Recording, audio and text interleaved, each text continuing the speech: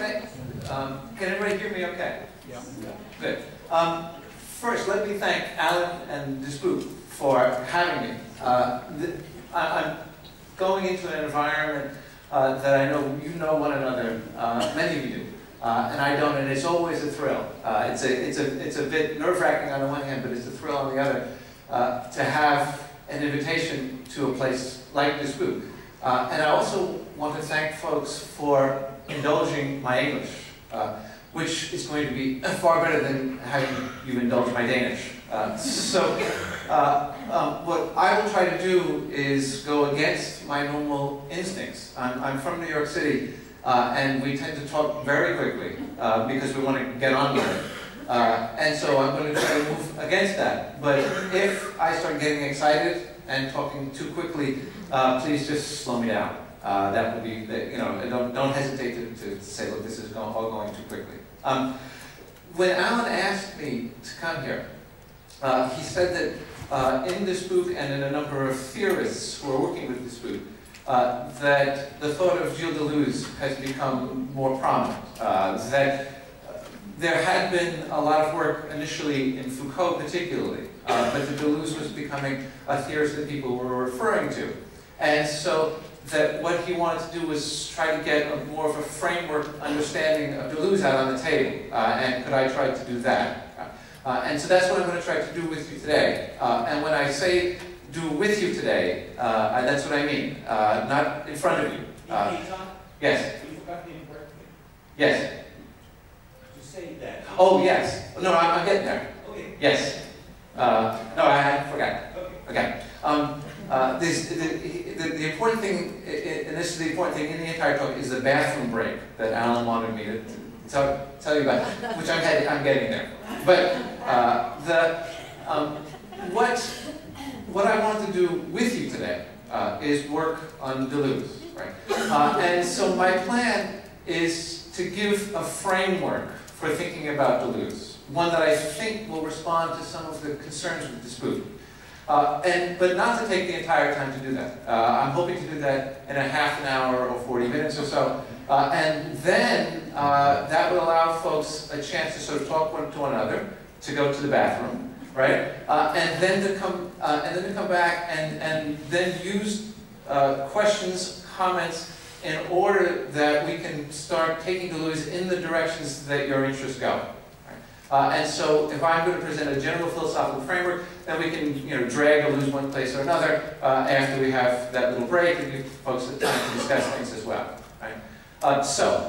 In thinking about how to approach Deleuze, one of the things that came up for me in my initial readings about narrative and narrative strategy was that there's a lot of emphasis on creativity, right? That people are interested in creating something that was not there before.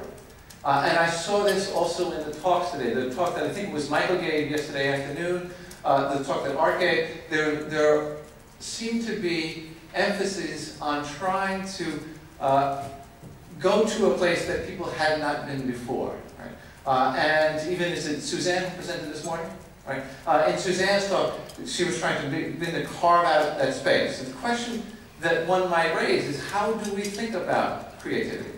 How is it that we might consider creativity? And the standard way of considering creativity is in accordance with what we might call the genius theory. Right? The genius theory is that creativity arises because there's somebody who's just really smarter than the rest of us. And that really smart person, they create a new novel. Right? They create a new painting. Right? They create a new way of thinking. Right? And in most explanations of creativity, right, you see the genius theory somewhere at work. Right? This person who is unlike the rest of us comes along and puts something out that none of the rest of us could create. We maybe can appreciate it, right? But we could not create it. Right? And that's the key. They could, we couldn't. Now, there are problems with the genius theory. Right? One problem with the genius theory is that it doesn't much explain anything. Right? It tells you that there are people who are different. And how do we know that they're different? Well, because they created these things. Well, what makes the difference? Well, they're just different. Right? So the genius theory doesn't do a lot of work in telling us what's going on, right? The other thing is that it makes the process of creation very mysterious. It makes the process of creation something that certain people have access to for reasons that we cannot explain.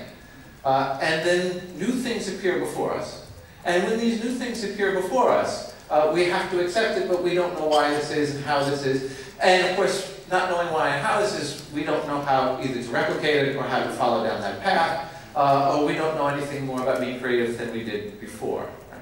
So the question is, can we think about creativity in such a way as to allow us to understand it, to have a framework for creativity that might help us philosophically to be able to put together a number of the ideas that are, say, afloat in dispute, right, in terms of a framework that brings them together. Right?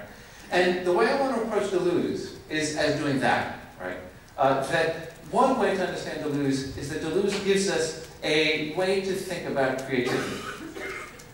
And the way that he gives us to think about creativity, right, is going to move away from the genius theory. Okay, thank you. To move away from the genius theory. To move away from the genius theory. And to move us, instead of thinking about the person who creates, in that subjective sense, to think about what might reality be such that it offers the possibility of creation. Right? What might the world be like such that things that were not there before can come into being? One way to put this, the philosophical way to put this, would be to think, instead of to think subjectively or psychologically, the way the genius theory would have it, to think ontologically. Right? Ontology being the study of what there is, or the study of being, right? The study of reality. And what Deleuze offers is a way of thinking ontologically that will allow the possibility for creativity. Now, the question then becomes, what must reality be such that we'll be able to create? What must reality be such that people can create things, bring things into our experience that have not been there before? Now, if we approach things that way, right, then we are away from the genius theory. Right? But of course, the whole burden is, well, how do we think about reality that way? Right? Well, one step that we might take is to say reality must have possibilities that have not been already realized. Because if all the possibilities have been realized, then there's nothing to create. Right? Everything has been created. So we have to have possibilities that haven't been realized. Fair enough. But now the question is, how do we conceive of those possibilities? There's one way of conceiving the possibilities of things that have not been realized that's going to lead us back to the genius theory. Right? I want to talk about that a little bit, and then talk about the way Deleuze thinks about it. And when we talk about the way Deleuze thinks about it, we will be at the heart of his thought. Okay, so how might we think about the world? How might we think about these possibilities, right, that have not been realized? One way to do it is to think that there are a bunch of possibilities out there, right, that we have this reality, and there's all these possibilities out there, and that sooner or later, right, a number of them get realized by people. One of the three people who actually instantiated this idea was Michelangelo. Right? Michelangelo talked about, the stones he creates, and I don't know if you've seen this, his unfinished statues, where you have a stone and those figures beginning to come out of it. Right? And folks asked Michelangelo, well, how did you go about creating this? And he says, there's a person in there. I try to find the person that's in there, right, and bring them out. Okay? That's when he bothered explaining himself at all. Right? But that way of thinking, right, is a way of thinking concerned with possibilities being there, right, that get realized when someone creates. There are all these possibilities out there. They get realized when something is created. Now, if we think about creativity that way, then the possibilities that are out there, the novel, right, the statues, these possibilities, in some sense, already exist. We can say that they pre-exist.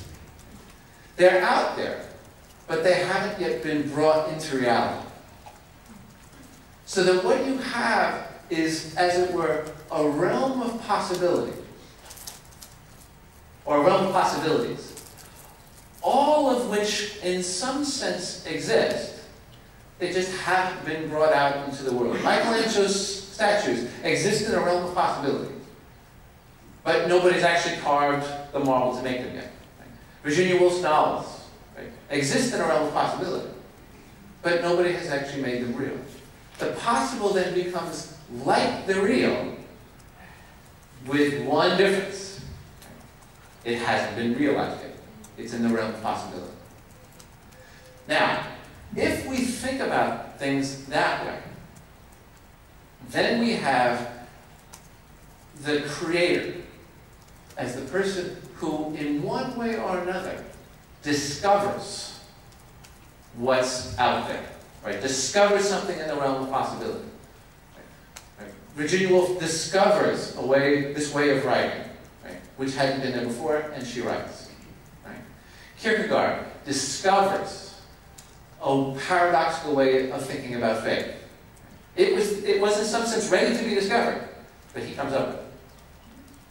Now, if we think about things that way, then right, where we find ourselves is, oddly, back in the genius theory.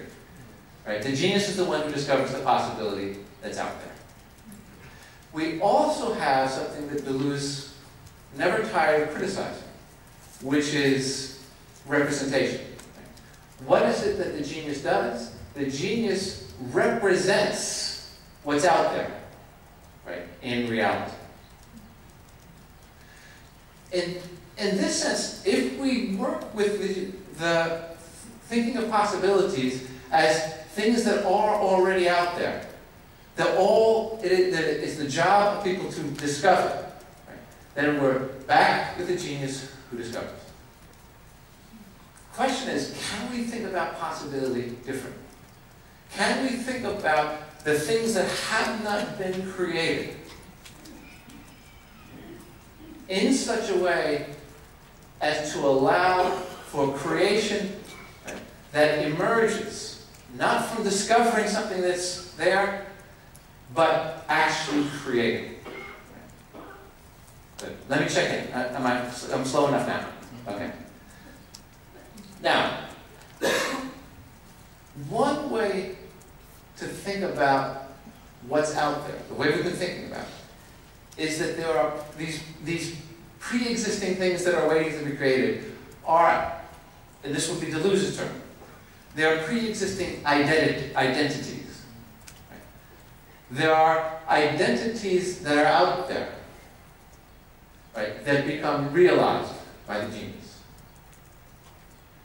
The question is, can we think about possibility in such a way as to move away from thinking about them as identities, as things out there, each with its own identity that exists, that just is waiting for someone to come along and make it real? And Deleuze says that's the point at which we have to think differently if we're going to understand creativity differently. If we're going to think that there's a realm out of which creation occurs, a realm, I'm going to try to do my English slightly differently, right? A realm from which we can create, a realm that allows creation. Is that better? Okay. And I appreciate people stopping me when they feel uncomfortable. A realm, it's like an arena, a space. Good, right? Right. If we're going to think of it, Precision. what? A space in the landscape. Yeah, I would say it's the space that is the landscape, right? Well, because it's not space in the landscape, at least yet, right? So if we think of a landscape that allows for creation, that isn't a landscape already populated by specific identities, then, and here, this is the crucial and most difficult term in Deleuze's thought, right? Then we must think of it not as identities, but as what Deleuze calls difference. Right? Now, if we think of a realm of difference, the most difficult thing for folks, right? Most difficult thing for me when I was confronting Deleuze was, what do we mean by a realm of difference? What do we mean by a space of difference out of which creation occurs? And I think the easiest way to approach it is that difference is in contrast to identities. Instead of thinking of a space, a landscape filled with identities, we think that the space is there. It's a rich space. It has to be rich. It allows us to create. There's a rich space out there, not populated by identities, but populated by something. And what shall we call this something that populates this space that aren't identities? And Deleuze says we call it difference. Okay? There are, he says, differences without identities. A rich space, but not a space that's been articulated yet. And I'll give you an example of this kind of space. Right? One of the examples that Deleuze uses for a space out of which creation occurs is genetics. He says, the information that is within genes is not information that you can find. There are no identities there. What you have is a space. And remember, with genes, right, genes could interact with their environment. So there's an entire space. And out of that space, what is going to be created? Right? An animal, a plant, a human being. But the animal, the plant, the human being that comes out of that space, right? There's no sort of little being there that all of a sudden appears. Right? There is a realm of interaction. Out of that interaction emerges an identity. Right? But that identity doesn't exist anywhere in that realm. Right? The identity is the product of that space in its interaction. Right? As Deleuze would say, right, the genetic space, the space of the genes and the environment, all that stuff, that's a space of difference out of which, right, an identity emerges. Okay? Now, I haven't used Deleuze's terms for all this, right? But they're terms that a number of people have heard. Right? That space of difference, that space of difference out of which identities emerge, is what Deleuze calls the virtual. The virtual. Virtual. And the actual will be actual? Yeah. For Deleuze? Actual.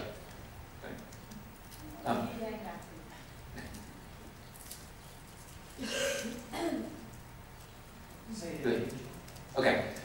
What Deleuze calls this space out of which creativity, the things that are created, he calls it the virtual. And what gets created is the actual. And is that okay?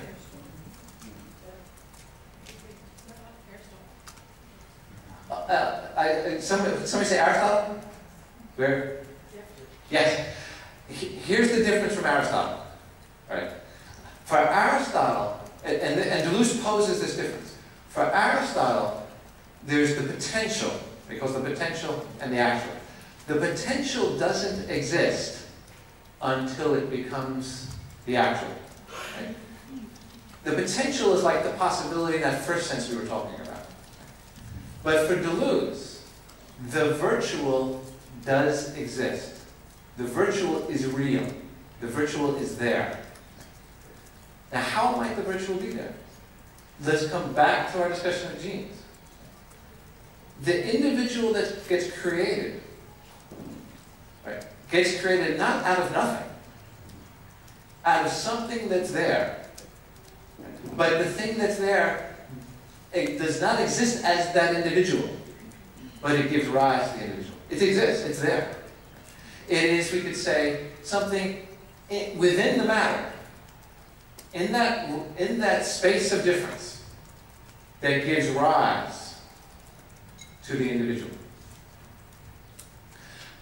There's a physicist who works a lot with Deleuze. Her name is Isabel Stengers. And Stengers describes a phenomenon that happens with a number of chemicals. There are chemicals that will display certain characteristics, but only under conditions of very high temperature. There are chemicals that if you put them, if you have a box, right, and you put one gas in one box and one gas in the other box, right, we'll call the one gas red and the other gas blue. And you put them in very high temperatures. What will sometimes happen is this. What would you expect to happen? You expect the gases just to mix. But certain chemical gases won't do that. What will happen is they'll be red on one side, blue on the other. You put it in very high temperatures. What will happen is they'll switch. And then they'll switch back. Right? And then they'll switch. And then they'll switch back. Right? Nothing in standard physical laws predicts this kind of switch. Right? We might say the ability to switch from red to blue, blue to red, is a virtual capacity. It exists in the gas and can be actualized, made actual under certain circumstances.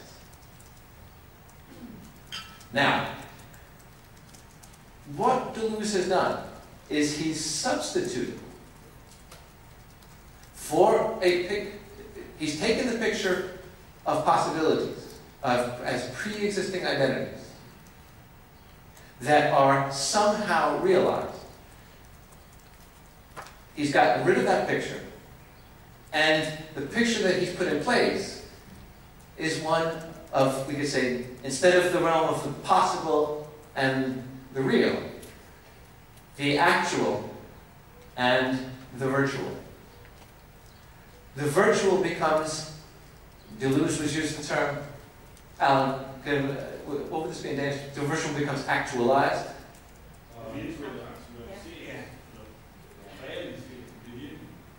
Okay. The virtual is real. The virtual is always real, it's always there. It becomes actualized. Right. Okay. Right. So the virtual is real, the actual is real. Right. But the virtual becomes actualized. Now, what this becomes then is a theory of how creation occurs. I'm going to talk a little bit more about what this implies, right? Why this might be significant. But the model, by the way, this is the hardest part. Once we get through this, right, we're all set, right? No, it doesn't get harder, right? All right. The picture he wants us to have is of a virtual realm that becomes actualized in different ways. The virtual is always there. You never know, right? We could say, you never know what possibilities there are, because the virtual is always beyond the actual. And yet, under certain conditions, it comes out. Now, what might this mean for creativity? Right? What might this have to do with being creative? what Deleuze wants to do, right, is offer a different model of how people go about creating. Because if we exist in a world where what appears for us is actual, but the actual always contains the virtual, then to create is to draw out possibilities that we may be there, but that we don't always know. To put this in another way, to create is to experiment. Right? To create is not to discover what's already there that only the genius can discover. But to create is to recognize that one does not know all of what is there. That the virtual is beyond our ability to comprehend it. And to try to experiment, to journey into that virtual. Yes? To think in terms of the virtual and the actual is to recognize that there's a space, a real space, the virtual is real, that has possibilities that we don't know about and that don't exist until they get created. But we don't know what they are, so we have to experiment. What Virginia Woolf becomes then is an experimenter. Right? What Kierkegaard is an experimenter. Not a genius that discovers what's already there, but an experimenter seeking to try something different from what has been tried before. Deleuze once said that to be creative, the first thing to be creative is it requires someone who has the courage not to know what everyone else knows. Right? Have the courage not to know what everyone else knows. Because what everyone knows is in the action. To fail to know that is the first step in experimenting in the virtual.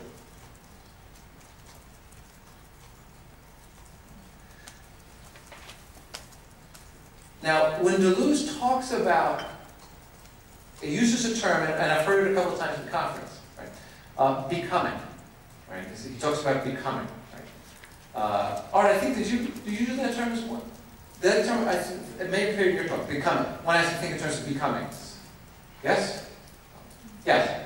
Did you use that term? I know I heard it. I used it in the sense, I think, that I'm very concerned that we talk about becoming, but we already have powerful ideas about what the becoming is. Yes, that's it. Yeah. Got it. Right. Now, for Deleuze, the becoming is always that experiment, that investigation into a place that we don't know, right? Which is a bit of what I thought you were on about. Yeah, yeah. Right? It's a space, we're investigating a space we don't yet know. Deleuze talks about different kinds of becomings. But he says, right, that ultimately the ultimate becoming is, in English we say, becoming imperceptible. And so what would that be?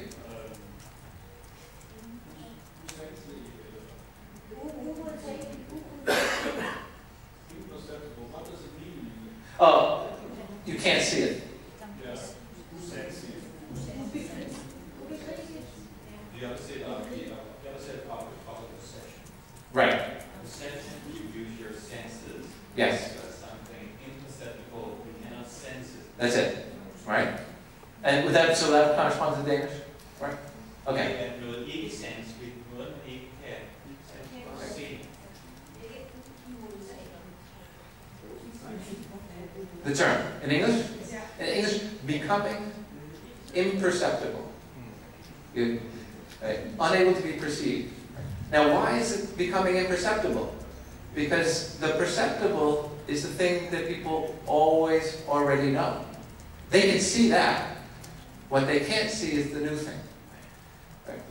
And you know this happens in art. When people create a new art, what's people's first response? That's not art. Right? Because they can't perceive it. It is imperceptible to them. Right? It is an actualization of the virtual. Right? It's imperceptible. We can only see what we know. Yes. Right. And that's where the courage, right, not to know what everyone else knows, arises. Like the boy in the emperor's new clothes. Yes. He dared. To see what everyone, right. Except this, that the boy in his new clothes, the emperor there was no creation. Right? The emperor had no new clothes. But now, what this means for creation, for people creating, is that what's required here is not genius. Genius is not what's required to create. What's required to create is courage. Creation is about courage. And let me ask you, many people here have found themselves in situations where they didn't know how to move. They knew that what they had been taught, what they had seen, wasn't working or was wrong. And they wanted to go someplace else. And they weren't sure where they wanted to go. And what emotion did they experience? Fear. Right? It's frightening to think about moving into a space that you don't know how things are going to wind up. The movement into the virtual, the attempt to create new possibilities where they have not been before, doesn't require genius, but it does require courage, because you don't know what is out there. If the realm of what has not been created was the realm of these identities that already existed, you'd know what was out there. It would be no courage. Right? You'd know what was out there, you'd bring it in, people might or might not understand it. But the courage comes from knowing two things at the same time. One, there must be more out there than I'm experiencing. But on the other side, I don't know what it is, and I don't know whether I can actually create it. To experiment in the virtual, to experiment in that realm of difference, to try to actualize it, never guarantees success. If there were identities out there, you'd at least guarantee yourself that you've pulled an identity, right, and brought it into reality. You'd have that. But the virtual realm doesn't give us any guarantees. So it's entirely possible we can seek to create, right, and wind up with nothing.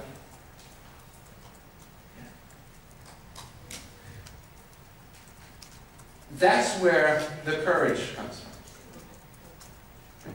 But now, having said this much, there's I think one more thing I want to insist on, right? Before we break.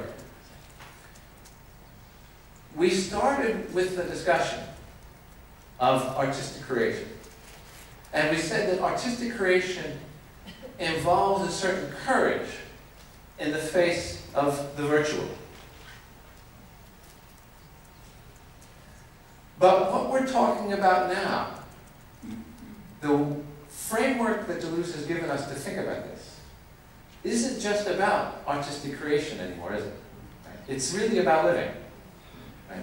That we can live in such a way as to follow what's already actual. We can know what everyone else knows. Or we can seek to live in such a way that creates something new out of a rich realm where we might or might not succeed in creating. That to live in the way in which, to live a creative life, or to seek to live a creative life, is to work within a set, you could say, work with a realm where one might come up with something new and different and interesting, or one might fall flat on one's face. Right? And there are no guarantees here. One of Foucault's colleagues, one of Deleuze's colleagues, Michel Foucault, once commented that, he says, isn't it strange that we consider, right, the vase or the painting to be a work of art, but we never think about life as a work of art. We never think about living as an art. What I think Deleuze provides is precisely a way to think about living in the ways that we can think about art. That to live involves a choice. The choice of living as it has been done before, making the choices that one knows and recognizes. Or to choose to experiment. To choose to take a stab at the virtual, to see what might be actualized without the guarantee that it will be actualized. And what I want to suggest is that many of the things that I read about narrative approach and narrative strategy, and many of the particular presentations that I've heard are experiments precisely in the sense that Deleuze means. They are experiments in seeking to bring something forward where one has the faith that there is something that can be brought forward, but no guarantee that it will.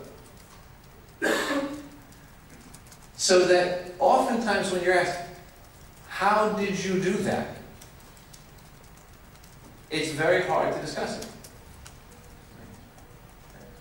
I mean, one can say, well, I experimented and this turned up, which is great, right?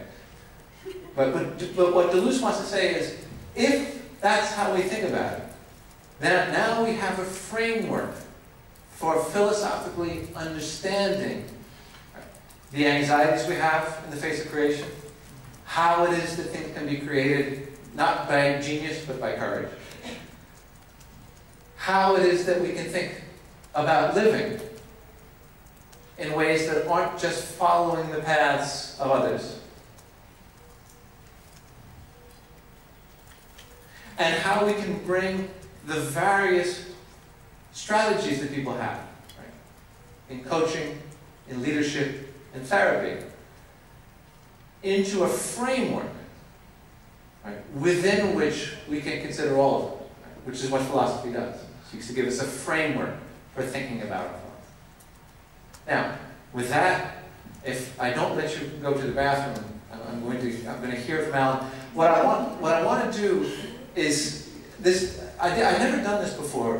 Been involved with people. They talk at the table a little bit and they come back, right? And that seems great, actually. So I thought, do we want to take, say 7 or 8 minutes and do that? Maybe run to the bathroom and talk a little bit, and then come back and talk about what this all might have to do with the various concerns that people have. Fair? Okay, so I got 11:44, so say about 7 or 8 minutes? Okay, good. Responses, and Todd will respond to them, and then the microphone will then be passed to whichever direction the next query or response is coming from. So I'm going to make the first pass. So is there anyone who'd like to speak, or who'd like to start?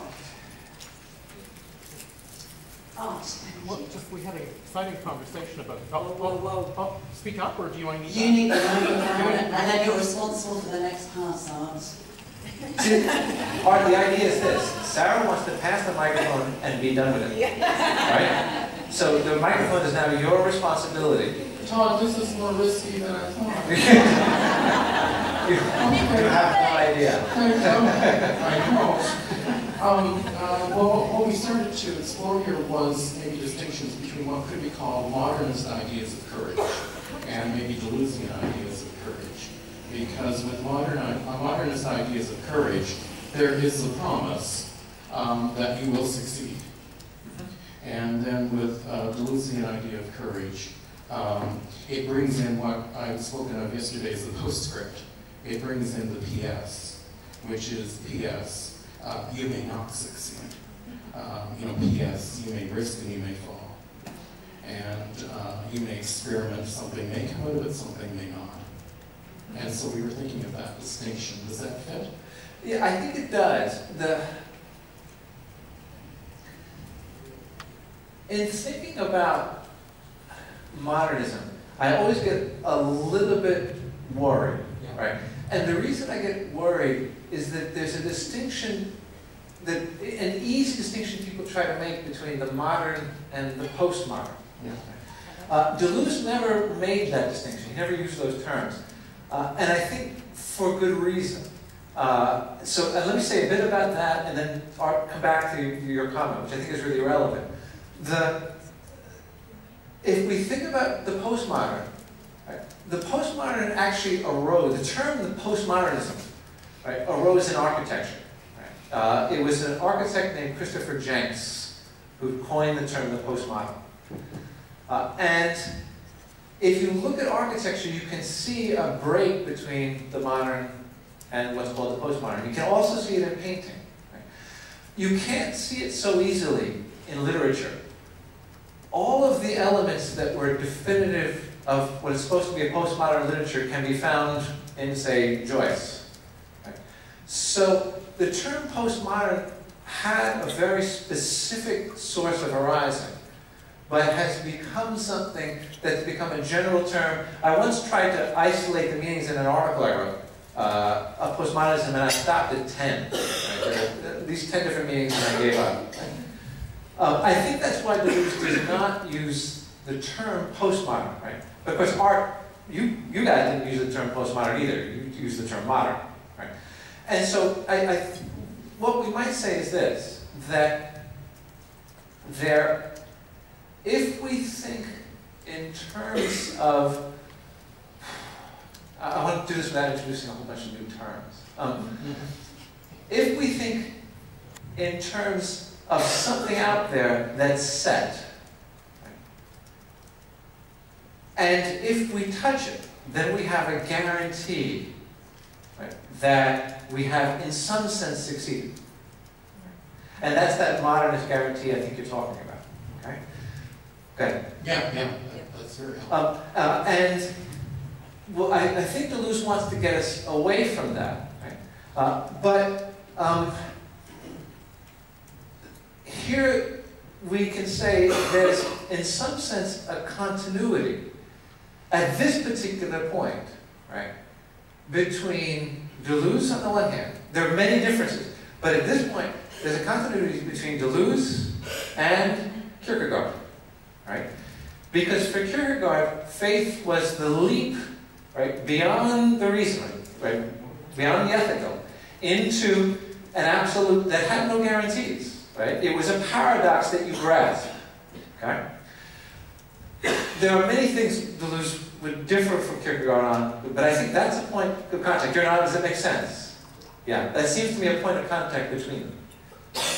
So, could you in some way say that a Deleuzian promise would be that if you do not experiment, you're promised some kind of not living?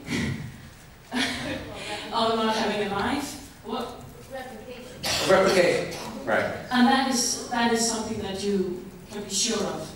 Yes. Because then you're living in the actual. Yes. Only. Yes. Let me put it this way, right? You can live without experimenting, right? You can be, let's say, you can be Beyonce, right? Be Beyonce? You know Beyonce, the singer, right? Right? You can be Beyonce, right? Right? Or you can be, I'm going to try a name and see if it works, right? You can be Tom Waits. People know Tom Waits, right? right? You can be Beyonce, you can be Tom Waits, okay? Right? What's that? Yeah, that's it, right? But Beyonce is living, right? But she's not experiment, right? Tom Waits is experiment, right? And I listen to a lot of Tom Waits. And not all of the experiments work, right? But he always experiments, right? He's always moving beyond to see what might be created, okay? Like Miles Davis. Like Miles Davis. Yes, like Miles Davis. Right. Yes, right. Or John Coltrane, right? Who I wrote about in the book. Right. Yeah, I actually was trying to use examples that I didn't use in the book, but yes, Miles Davis as well. Right. And if folks listen to jazz, right, you can see a difference between Miles Davis on the one hand and the contemporary, right, probably the biggest name in contemporary jazz is Wynton Marsalis. And Wynton Marsalis says we have to go back to the masters, right? And learn from the masters and do what the masters did, right? He's living, right? Judging from his clothes, he's living quite well in some sense, right? But, right, he's not creating, right, and not experimenting. I'm not sure if this is a question. It's sort of going to ask you to meld two ideas for me, which is, when I hear a word like courage, that's an individualized word, I'm always interested in how to make that a relational concept. So what kinds of things support courage? That if we just look at it as an objective thing that you have a lot of and I have a little of, for instance, that it doesn't name all the things that support it. So in my mind, I'm thinking of what makes courage less likely, like the idea, for instance, of a cohesive self, and therefore any action that you took meant that a quote-unquote not achieving creativity / achieving failure meant you are a failure as opposed to you performed a failure, that would make courage less possible. Mm-hmm. Does that make any sense? Like, yes. And so I'm as a therapist, I'm interested in ways of going, oh, how do we support clients to be courageous, and how do we look at what constrains courage? Mm-hmm. Mm-hmm. Let me say a couple of things about that. I want to make one general comment and then talk about an example of collective courage that might be helpful.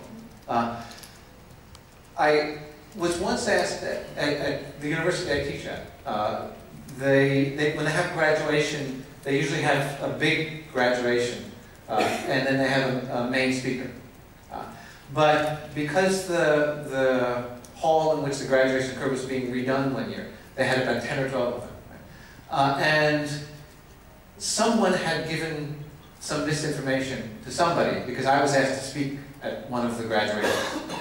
And when I talked, what I said was that I said, don't be afraid to fail because, and let me tell you right now, so we can get past it, you're going to fail. Right? And many of the things you do, you're going to fail. This in front of what turned out to be 2,000 horrified parents, right? And I was never asked to speak publicly at the university again. But I think one of the things that gives courage is the recognition that one often fails, right? And if we use Deleuze's framework, right, that allows us, right, to think about failure without thinking about it in a personal sense. Right? Now, one of the things that you've mentioned is a sense of stable personal identity. Right? And here's where my collective example is going to work, I hope. I was in the occupied territories in the West Bank and the Gaza Strip during the first Intifada. It was started in 1987 to 1988. And I was there in 88, so it was really at the height of the Intifada. I went on a human rights delegation. And one of the things that happened there was that people talked about, and I heard this in a number of ways, the West Bank and Gaza Strip, right? Yeah. Too fast, okay. One of the things that people told me was that they were acting in ways that they often didn't recognize in themselves. That the Palestinian history is a history of agricultural farmer working within a very high context of hierarchy, right? And not a history of collection and resistance. And that what a number of folks told me is that they were becoming new to themselves. Right? Now, what promoted this, right, was an event that no one could have predicted. What started the Intifada, the first one, was an Israeli truck that hit 4 Palestinian workers and killed them. But that used to happen all the time. That wasn't new. Why then? Nobody knew. But when people saw the possibility, right, to become something different, they let loose of the identities that they thought they had, right, and worked in this situation. You would imagine the collective courage, right? They had no idea where this was going to go. They worked in such a way, right, as to try to create out of themselves something different from what they had been. So, on the one hand, I think the recognition that one often fails, right, is, I think, sometimes a spur to courage. And on the other hand, I think... Say it again. The recognition that somebody fails is... Often, I use this spur, often a motivation for courage. Right? Often can motivate one to be more courageous than one might have been. But I think you can also get a collective... There can be collective courage, but I think collective courage often is difficult to explain. Because it's difficult to explain why something happens at one time, why at this time, right, on December 4th, 1987, right, Palestinians let loose of their identity and became something different, created something new out of themselves. They'd never been this before. Right? And why it didn't happen on December 4th of 1977. Or 1997. So I think it's more difficult to explain in collective circumstance, but I think it does occur.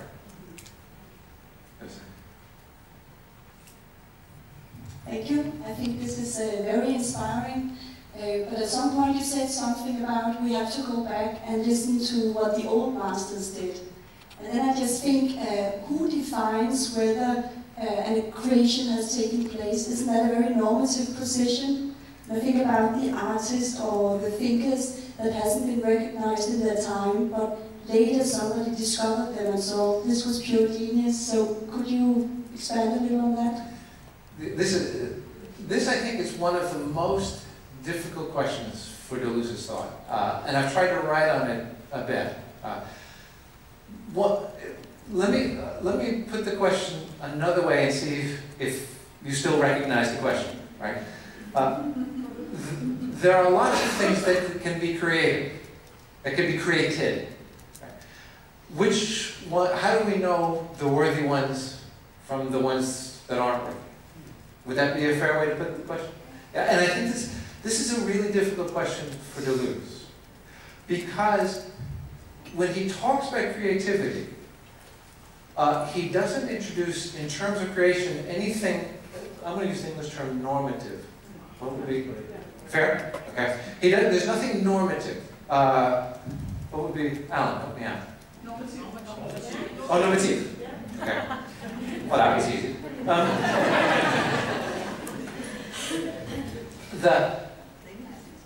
And as a result, he doesn't distinguish better from worse creation. Okay. I think that we can help him with criteria. I think there are things we can say about creations that are more worthy versus creations that are less worthy. Okay.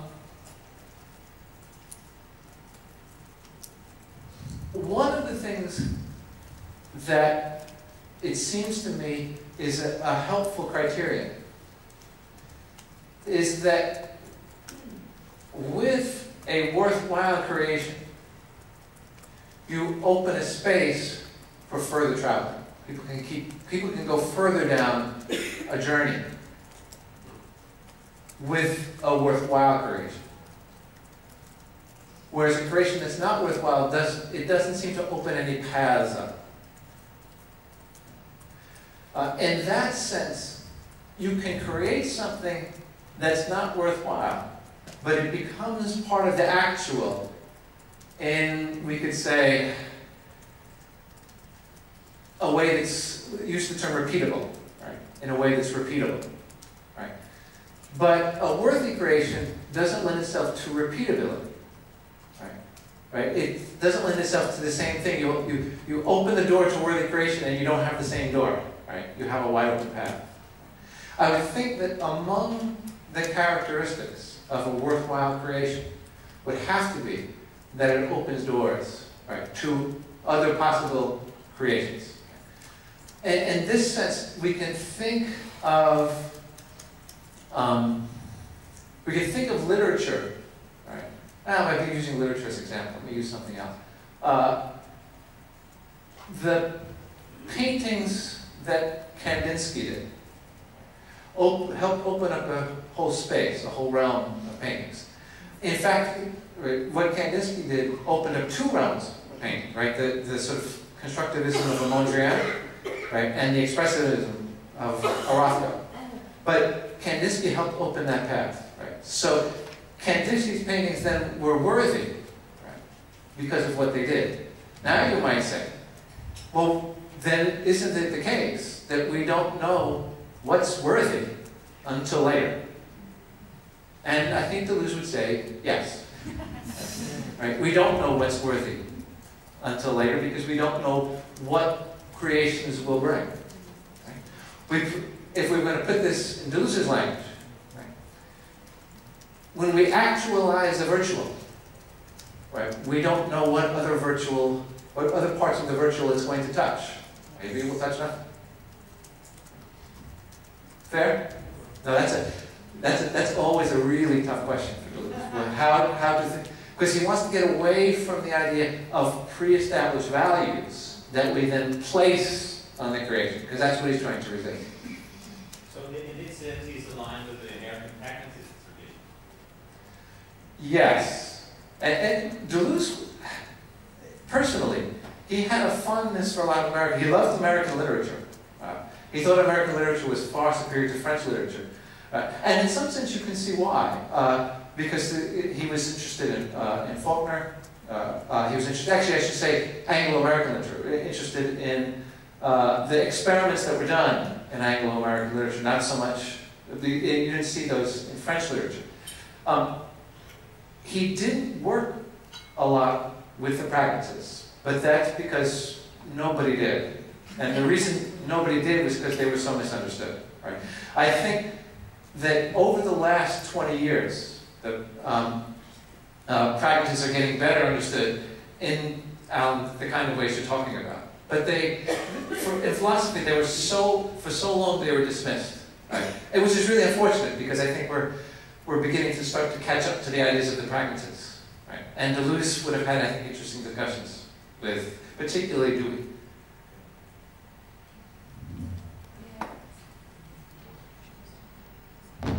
Yes, okay.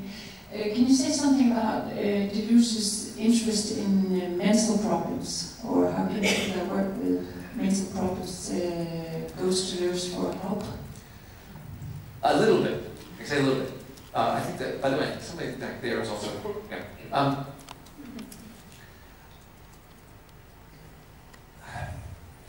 In some of his works, particularly with Philippe Guattari, Deleuze used the term schizophrenia. And he used it in a positive sense. But he was very careful in his text to say that what he meant by schizophrenia wasn't the clinical people you see, right? But rather a certain process, right? And the process was opposed particularly to French psychoanalytic thought, right? French psychoanalysis, coming largely from Jacques Lacan. Right? So for Lacan, there's desire, right, that is that needs to be blocked.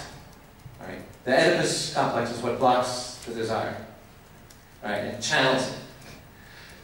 And if you're unable to have your desire blocked in the proper way, this is for Lacan, right? And the desire breaks through, right? Then you have schizophrenia. Right? Now, what Deleuze was interested in was the possibility of desire breaking through, because he thought of desire as productive. Right? It produces things, it creates, right? It actualizes the virtue. So he talked about promotion of schizophrenia in a specific way, right? Not schizophrenia, he said not clinical schizophrenia, but what he calls, in some sense, philosophical schizophrenia. Now, and I said that doesn't answer the question what's the problems, right? Because one wants to say, but surely there are people who are having difficulties, right? And these difficulties won't be answered by saying, okay, look, just unblock your desire and be philosophically schizophrenic and everything will be cool, right? But I think what Deleuze contributes is to question the kinds of categories in which we think about schizophrenia, or think about, let's say, mental problems, right? In a way that, and now I'm going to say something that may just reveal my ignorance about all this, right? In a way that seems close to, or at least to converge with, narrative strategy, right? In this way. That Deleuze thinks that if we are to be able to get out of the grip of what holds us, we need to tell a different story from the story we've been told. The story of creativity, the one that I tried to tell you earlier, was a different story from the story of the genius theory, or the story of the pre-existing identities. He tried to tell a different story that would allow us then to open our lives in different ways. And I think that what Deleuze offers then would be twofold: to raise questions about the categories that we've received, and to encourage us to tell another story, or other stories, that would allow us to move on from there. One way to read Deleuze is that country music? What? I didn't come to Crete for country music. I come from South Carolina. I hear country music all the time.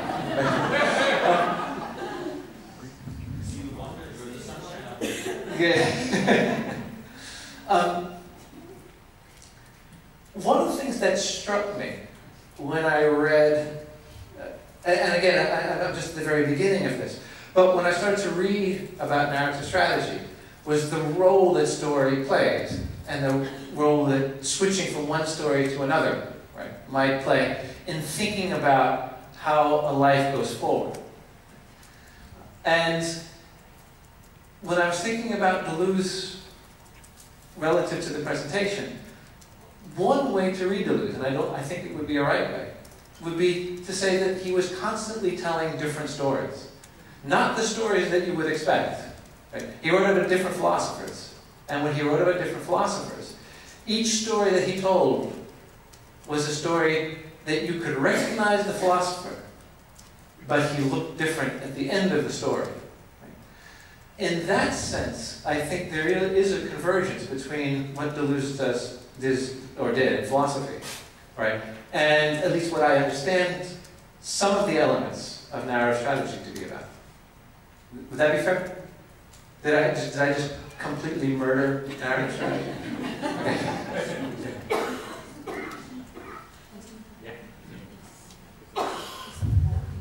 So what you're saying here, I think, is pure gold, and especially I'm concerned about the courage part.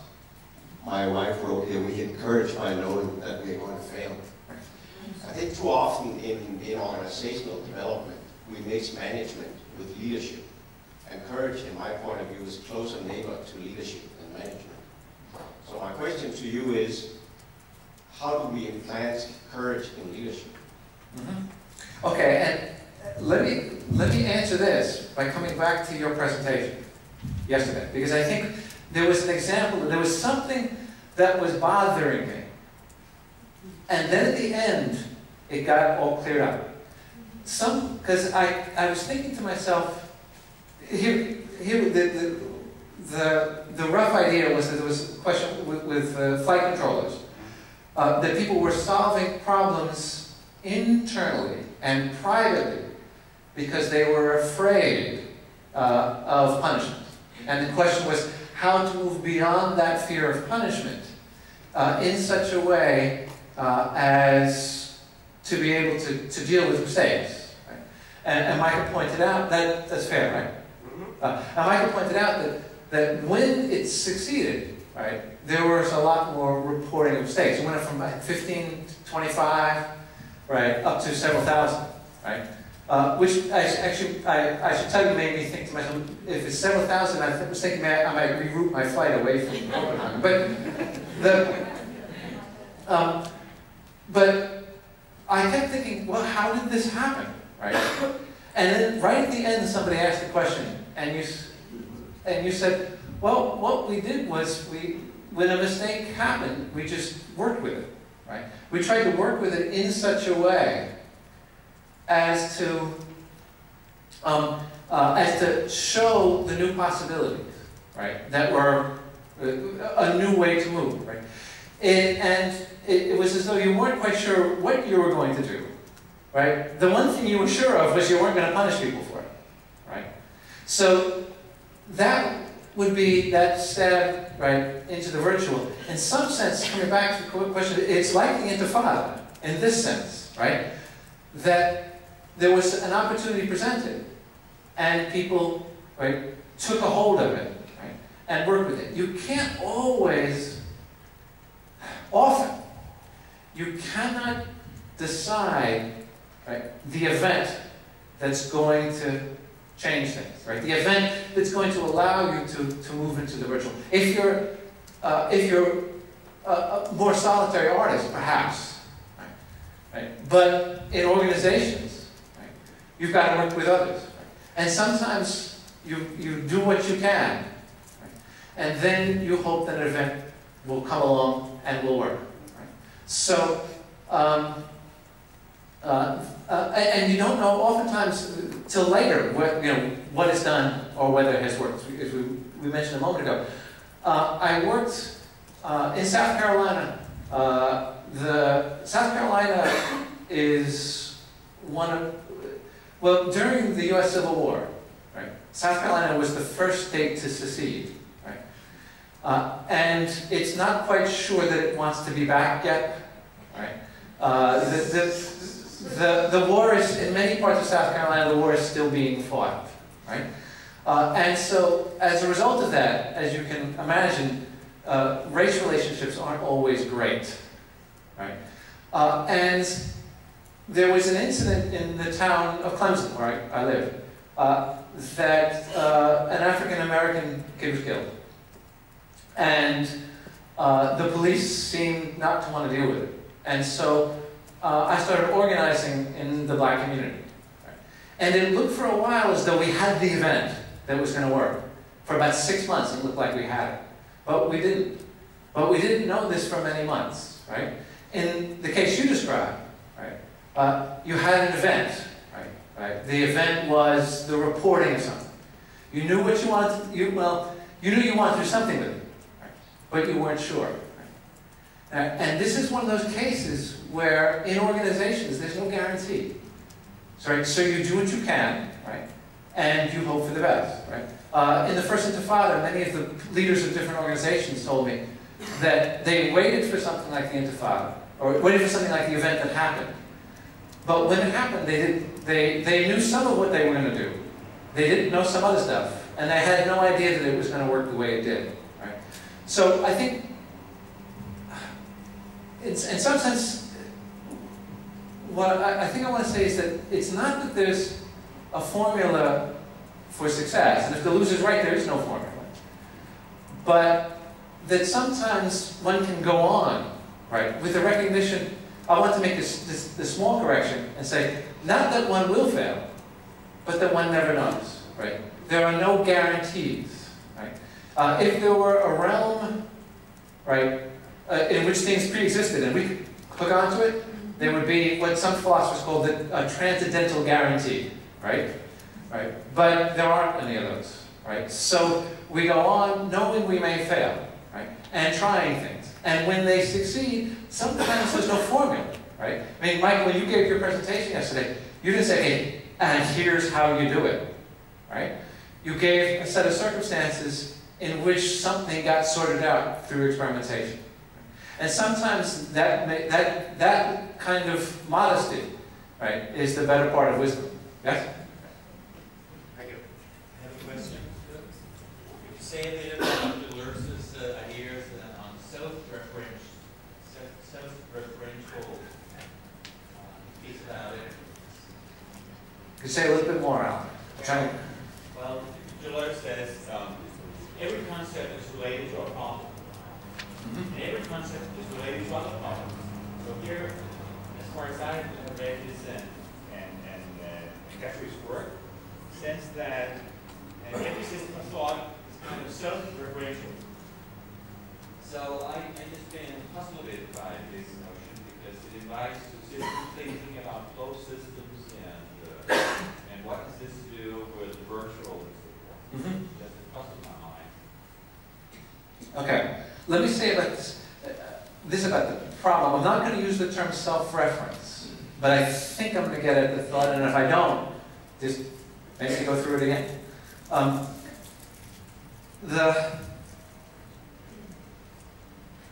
For Deleuze, all philosophy, any philosophy that's worthwhile, starts with a problem. Something is bothering someone. Something doesn't fit. You can imagine this way, the terms that we've talked about before, right? That there's something in the actual that seems, let's say, contrary, doesn't feel right. And so one is forced to move away from what's given in the actual, what everyone knows. And in Deleuze's view, every great philosopher, every philosopher who's worthy of reading, is motivated by what he called the problem. Something that in the actual, that bothers them, that sets them off on a journey. And in that sense,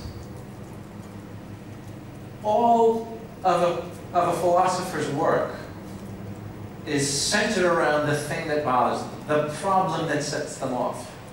Right? Now, it can be thought of as self-referential, or I could use the term personal in this sense, right? That it's responding to a problem that they have.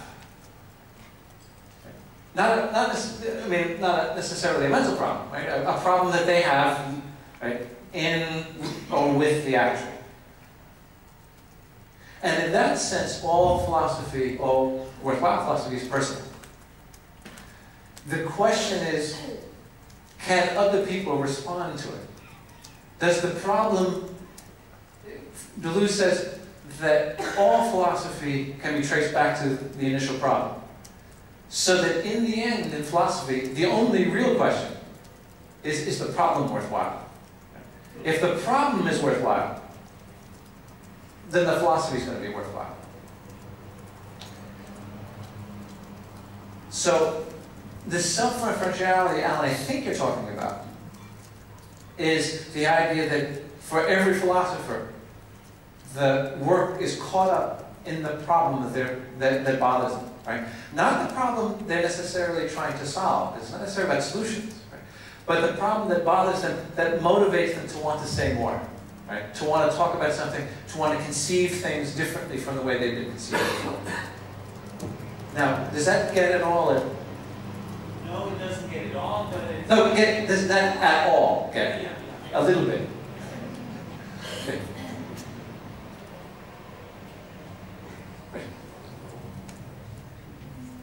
I think that's a question down here. Probably just got time for one more.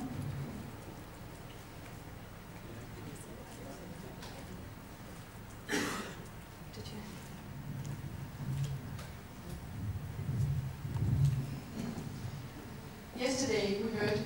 Violet talk about his creative process.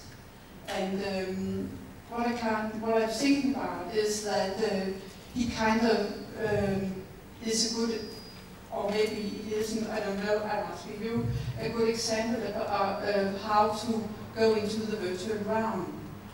He was talking about being stupid. He was talking about not to know what everybody else knew about what he was going to create. One of his films is called The Five Being Spent Obstructions, where one framework for the creative process was these obstructions, limits, and that was part of going into the virtual realm, going into the creative process.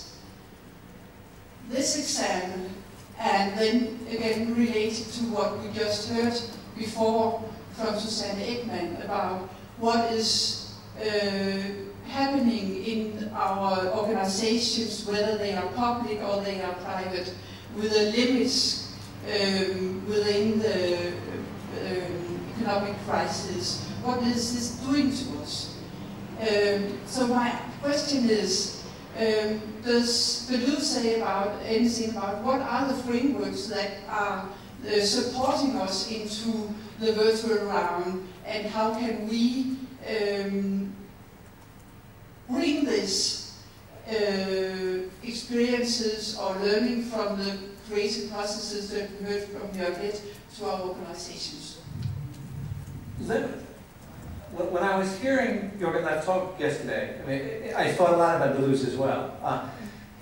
Both in this idea of, he talked about being stupid, and something else as well, so a theme that came up when Maggie Carey talked a couple of days ago, which is, she used the term loitering. And one of the things that he described was he loiters with images. He didn't use that term, that he would open up an image and stay with the image. Now, one way to describe that is that he didn't know where this was going to go, but he was experimenting with the image itself, seeing where the image might lead. Whereas in standard filmmaking, say, and most of what happens in my country, you move from one thing to the next, to the next, to the next. The example that I think he used was, did he use about the Bourne supremacy? It's one thing after another after another. It's exactly the opposite kind of filmmaking, from what he was engaged in, where you stay with something not knowing where it's going to lead. Now, what I would say is, we know that there can't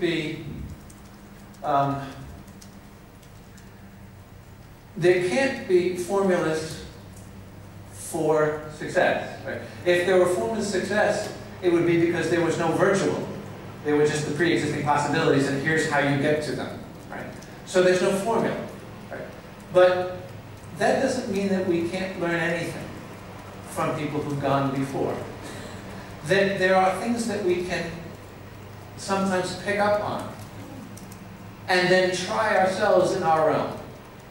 That might work. So let's just use Jürgen Leff for an example. In therapy, in doing psychological work with folks, sometimes what I understand is a good approach is to loiter in this sense. That a person says something, and rather than passing on to the next thing that you want them to say, you just stay with the thing that they've said, and you hold on to it. And you get to unpack, and you never know where this is going to lead. Sometimes it leads someplace that's really important. But they're so used to moving on to the next thing, and the next thing, and the next thing, that the important stuff gets covered over. What you don't know, when they're talking, is what's the point at which I need to loiter in order to get at something more important, more significant for these people. Just as Leff creates his images, he doesn't know which ones are going to work. He creates and then sees what it is that emerges from the creation.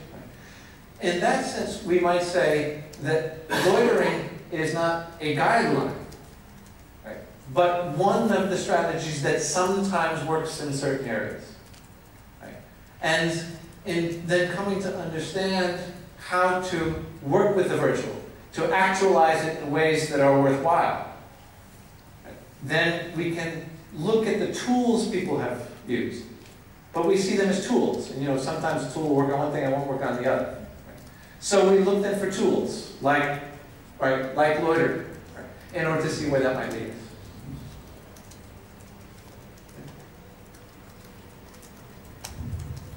Okay, that's it. We're at our time. Well, my brain, I just feel like I've had a workout. I'm just like making all these points of connection, and I just have and questions. I just have a sense these conversations are going to go on over our lunch break, and I'm kind of feeling slightly more confident about how to hail you now, Todd, and I would just perhaps like to invite you all in the traditional way in which we appreciate somebody, but perhaps appreciating Todd as a kind of anti-genius. Can we do that? So,